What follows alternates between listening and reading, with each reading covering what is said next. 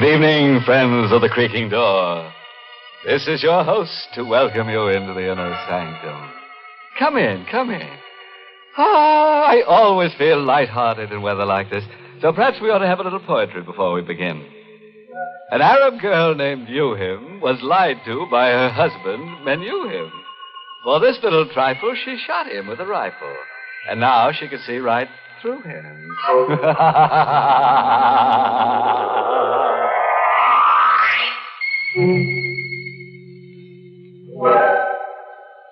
And now, if your scalpels are sharpened and ready, we will proceed with the business of the evening.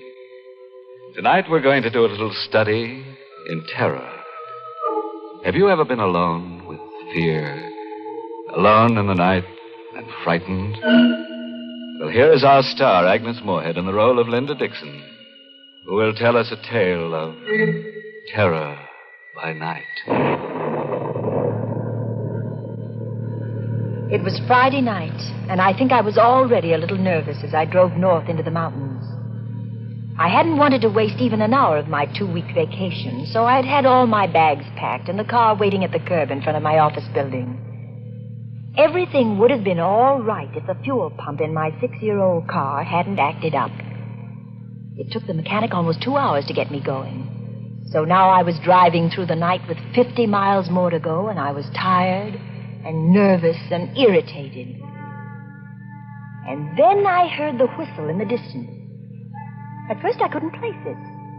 And then I remembered the state prison was somewhere in the vicinity. The whistle. It meant a prisoner had escaped. I reached over and turned on the radio. Maybe they were broadcasting something about it. Motorists are warned to be on the lookout for Lee Hartley, who escaped from the death cell at State Prison at 9:15 p.m. Tall, dark-haired, regular features, no distinguishing marks. Hartley is a confirmed killer. He is believed to be armed. Beware of Hartley. He would rather kill than eat. He would rather kill than eat. And that man was loose, perhaps waiting around the next bend in the road. Hartley was helped to escape from the outside by his sweetheart, Helen Hearn, a red-headed woman just as vicious as Hartley himself. It is thought that Hartley and the Hearn woman may have separated after the escape. All motorists are warned to beware of a dark-haired man and a red-haired woman alone or together. My hand was shaking a little as I turned off the radio. I looked in the car mirror and shivered. I, too, have red hair.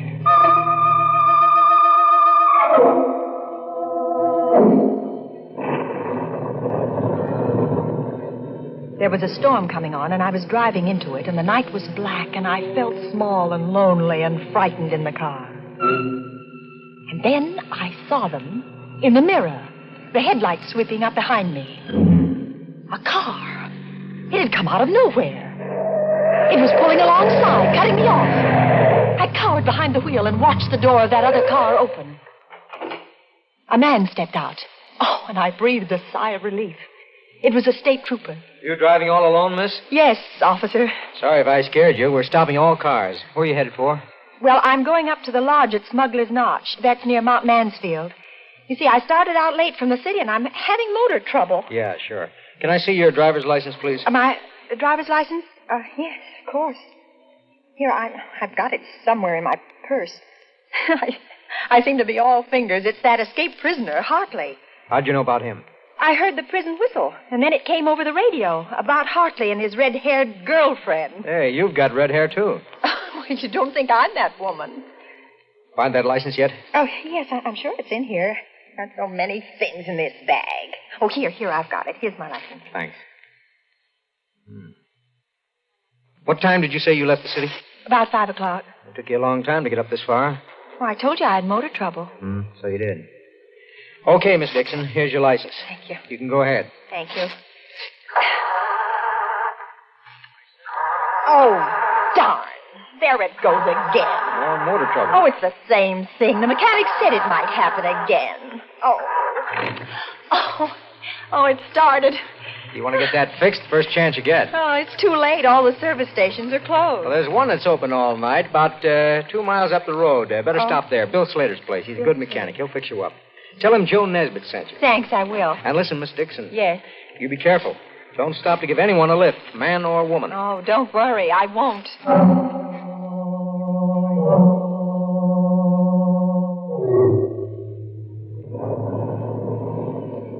In a few minutes, I saw the lights of the station. I swung into the open space in front of the pumps and stopped. There was another car, a coupe, parked at the pump, but there was nobody in it. And I didn't see any attendant around either.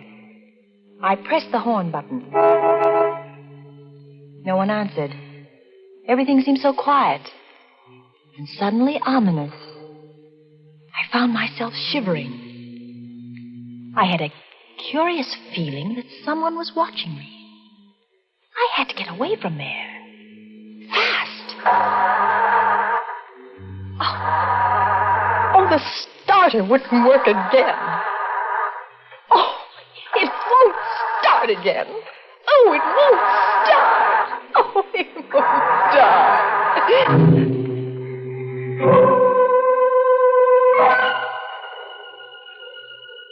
For a long time, I sat behind the wheel listening for the sound of footsteps stealing up behind the car. But there were none. Then I could bear it no longer. I had to get out of the car. I had to see what was in that office. I opened the door of the car and stepped down on the gravel.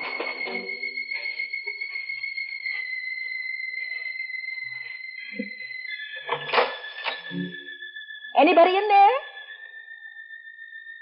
No answer.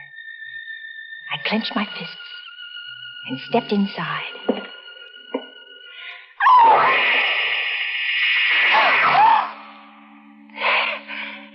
There on the floor at my feet lay the body of a man. His mechanic's jumper was stained red. And his throat was cut.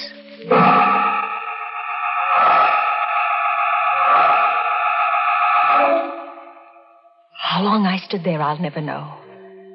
I was petrified. Unable to move, unable to take my eyes from the body. What's that? Someone coming downstairs. Hartley. It must be Hartley, the killer.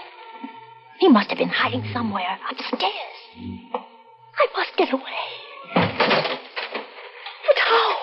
My car won't run. That other car, the coupe. The coupe, I could jump into that, yes. Oh, if I can reach that coupe before he comes down. Anything wrong, sister? Oh, too late. Anything I can do for you, sister? Yes, it's my car. It won't start. I thought someone here might help me. Sorry. There doesn't seem to be anybody around. That's my coupe over there. I stopped for gas and no one came out, so I went in and looked around. But did you find anybody? There isn't a living soul in there. Oh. You look kind of tired. No, I'm all right. My name is Taylor. John Taylor. I'm Linda Dixon. Linda Dixon, hmm? Glad to know you. You traveling far tonight? I'm going to Mount Mansfield, to the lodge at Smuggler's Notch. They're expecting me. Oh, what do you know about that? What? Mount Mansfield is the place I'm heading for, too. Isn't that a coincidence? I'm sure it is. And your car won't run, huh? I'll tell you what. We'll put your baggage in my car, and I'll give you a lift to Mount Mansfield. You can send for your car in the morning. No. I'll have your bags switched in a jiff. Please, no, I'd rather not. There you are. All switched. Now, come on. Get in here.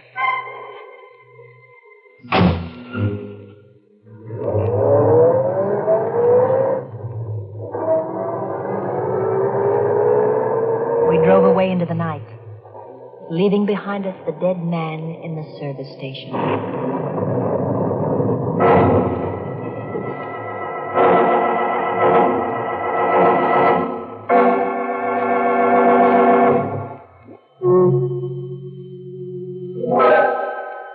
Well, from where we face it looks as if Linda Dixon's got herself into an awful jam. And believe me, she's shaking like jelly. Now, let's see how our star Agnes Moorehead in the role of Linda Dixon is making out. All alone in the car with a strange man. But after all, she shouldn't be too scared of him.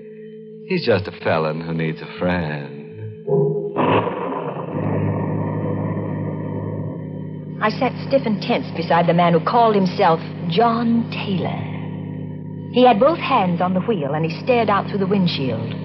My eyes focused on something on his right hand. It was a stain, a small stain, but it was wet and red. I couldn't take my eyes off it. What are you looking at? What? Oh, nothing at all. I think I'll turn on the radio. Did you know there's been a jailbreak? Hartley is 5'10", very dark hair. Don't be fooled by his pleasant manner. He is a killer by instinct. A killer by He instinct. is a killer by I looked at the man instinct beside and me. very dangerous. He is accompanied by Helen Hearn. Helen Hearn is a clever and dangerous woman. 5'3", red hair, very pretty. I caught Taylor looking at me out of the corner of his eye. Vicious. Just What as are you vicious looking as at? Hartley himself. At your hair. That the escape was It's red.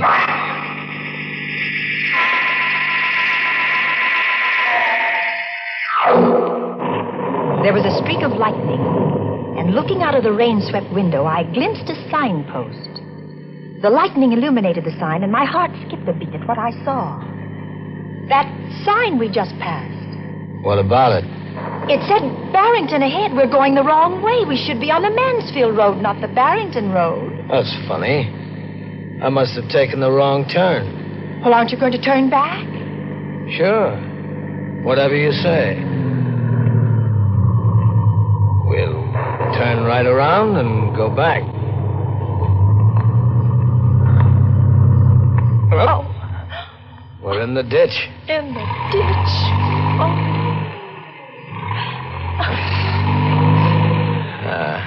No good. She won't budge. Well, looks like we're stuck here for the night. I think I'd better get out and walk. Perhaps there's a house nearby. Walk in this weather? I don't mind the weather, really, I don't. You can't walk in this storm. You're staying right here until I get the car out of the ditch. I've got some tools in the trunk compartment. You stay put.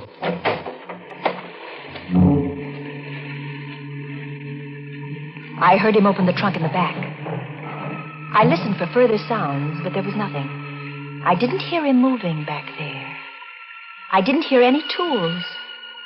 I had to find out what he was doing. Slowly, carefully, I got my door open. I stepped out into the rain and sneaked back toward the rear. I saw him there, not moving, in front of the open trunk compartment, bending over with a flashlight in his hand. The ray of light was focused on something curled up inside. It wasn't baggage or tools. It was a woman's body. Just then he saw me. He snapped the flashlight off, but not before I caught a glimpse of red hair. Then I must have fainted.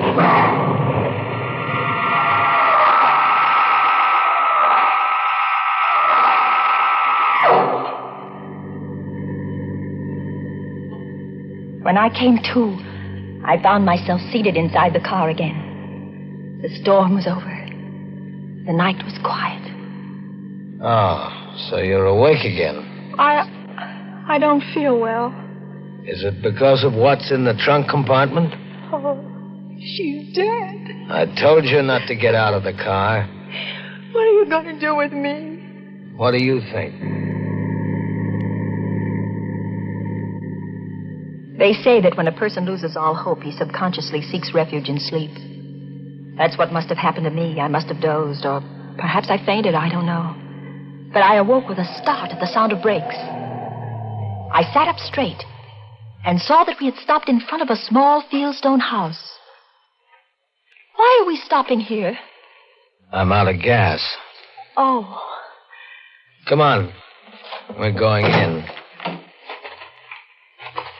The sign on the door said Roger Bryce, M.D., a doctor's house. I began to feel a spark of hope. There might be a chance. I'll do the talking. Is that clear? Yes. Where's the bell? No. He must be awake. There's a light in the parlor. How do you do? Oh, good evening. Dr. Bryce? Yes. Can I help you? I'm terribly sorry to disturb you, Doctor, but my sister and I were heading for Mansfield, and we seem to have gotten lost. And we're out of gas. His sister. He was passing us off as brother and sister. Now I knew why he hadn't cut my throat as he had that service station man's. He was carrying me for protection. I was his passport through the police cordon. His sister. I'm afraid I can't be of much help to you. I'm 7 miles from the nearest town, and I haven't any spare gasoline. But come in, won't you? Why, yes, thank you, we will. I wonder if I could offer you my hospitality for the night. Oh, that would be imposing. Not at all. I have 2 rooms that aren't being used. Well, really... Oh, come, I insist. I had hoped for a chance to talk to Dr. Bryce alone, just a word to warn him. But Taylor never left us alone for a minute. He insisted on coming into my room to make sure, he said, that it was comfortable enough for me. Then he took the doctor by the arm and went out with him. Good night, sis. And sweet dreams. I was alone, free of the presence of John Taylor. I had another lease on life. I lay down on the bed, but I didn't dare close my eyes. I waited, my heart pounding to give them both a chance to retire. And I slipped off my shoes and got off the bed in my stocking feet. I stole across the room and inched my door open. Slowly, carefully, I stepped out into the corridor and turned right toward the doctor's room. What's the matter, sister? Sleepwalking? You weren't thinking of going anywhere, sister, were you? I wanted a drink of water. A drink of water, huh? In case you didn't know it, there's a water pitcher on your dresser. Oh, well, I didn't see it. Good night, sister. I turned around and went back into my room. It was no use. I lay down on the bed. How long I lay there, I don't know. Perhaps I slept, perhaps not, but I heard that slight creak as my door began to inch open. The blood chilled in my veins. Vaguely, I saw the outline of the hand and the knife it held. I wanted to scream, but I couldn't. Slowly, he came toward the bed. Now he stands over me. He raises a knife. I screamed and rolled over on the bed just as the knife slashed down. I rolled off the bed and cowered in a corner. That horrible figure came around the bed after me with a knife upraised. Help! Dr. Bryce! Help me! Help me! While I cowered there in the corner, they fought all over the room in the dark. I had no strength to move, to think, not even to hope. All the life seemed to have gone dead in my veins. And then it was over. But who? Who had won? In the dark, I strained my eyes to see. Dr. Bryce. Is that you? No, Linda. It isn't Dr. Bryce. It's I. John Taylor. It was John Taylor standing there at the light switch. And on the floor lay Dr. Bryce, unconscious, with a long gash in his head. I had to hit him with a water pitcher. My eyes swung back to Dr. Bryce, and I saw the knife still gripped in his right hand. That's Hartley, Linda. What? Lee Hartley, the killer. It was he who came in here with the knife? Right. I was down the cellar just now. The real Dr. Bryce is down there, dead. Oh. This guy posed as Bryce when we came to the house. Oh, then you're not Hartley. Oh, what a situation. All the time you thought I was Lee Hartley, and I thought you were Helen Hearn on account of your red hair. Oh, but the body of that red-haired woman. That's Helen Hearn. This guy must have killed her back at the service station and stuffed her body in my trunk compartment while I was inside.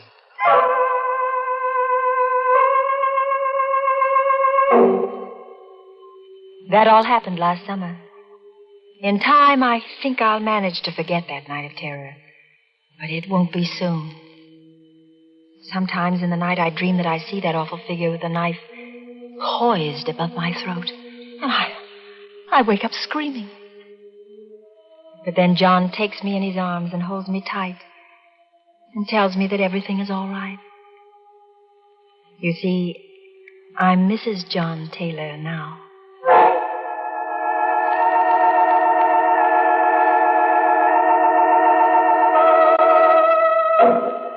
Well, what do you know? A happy ending. As for Mr. Hartley, that pleasant killer, he got what he deserved. Some people never know when they're well off. He should have stayed in jail, where they never raise your rent, where they make no charge for meals or for electric current. You see, when you're in jail, everything is free. Except you.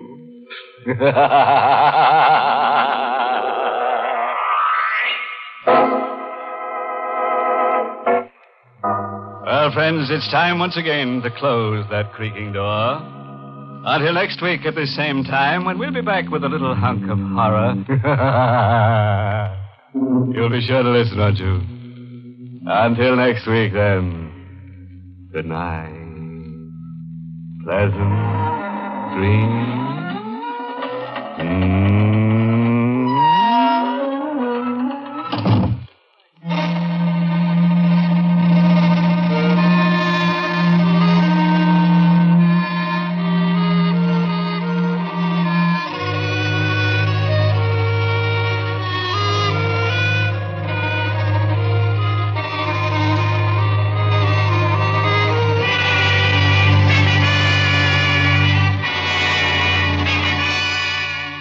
Inner Sanctum has come to you through the worldwide facilities of the United States Armed Forces Radio and Television Service.